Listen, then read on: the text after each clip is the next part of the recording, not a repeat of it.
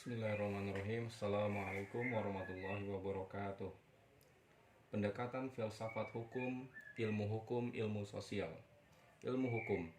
Beberapa pendapat mengatakan bahwa karena filsafat hukum merupakan bagian khusus dari filsafat pada umumnya, maka berarti filsafat hukum hanya mempelajari hukum secara khusus, sehingga hal-hal non-hukum menjadi tidak relevan dalam pengkajian filsafat hukum.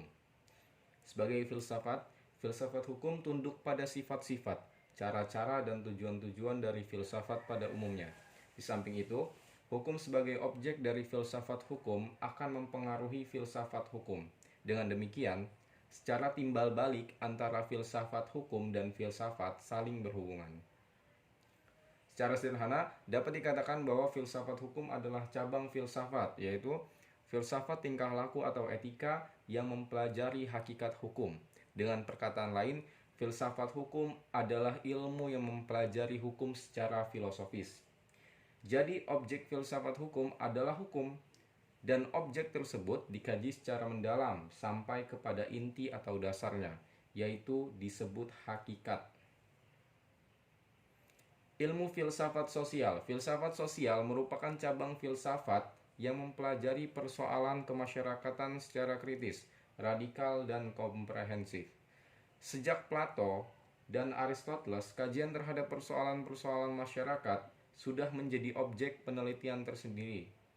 Menurut Plato dan Aristoteles, susunan masyarakat mencerminkan susunan kosmos yang abadi.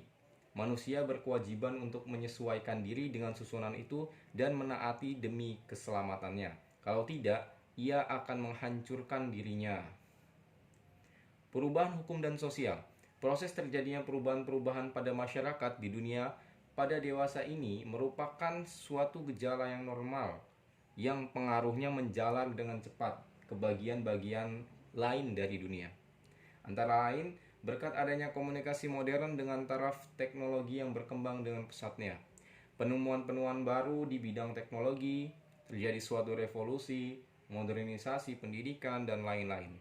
Kejadian yang di suatu tempat dengan cepat dan dapat diketahui oleh masyarakat-masyarakat lain yang bertempat tinggal jauh dari pusat terjadinya peristiwa di atas tersebut.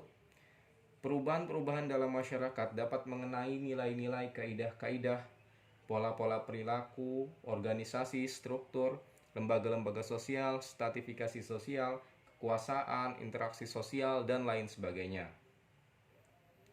Faktor yang mempengaruhi terjadinya perubahan sosial pada umumnya dapat dikatakan bahwa sebab-sebab terjadinya perubahan-perubahan sosial dapat bersumber pada masyarakat itu sendiri. Sebab-sebab yang bersumber dari masyarakat itu sendiri adalah antara lain bertambah atau berkurangnya penduduk, penemuan-penemuan baru, pertentangan dan terjadi revolusi.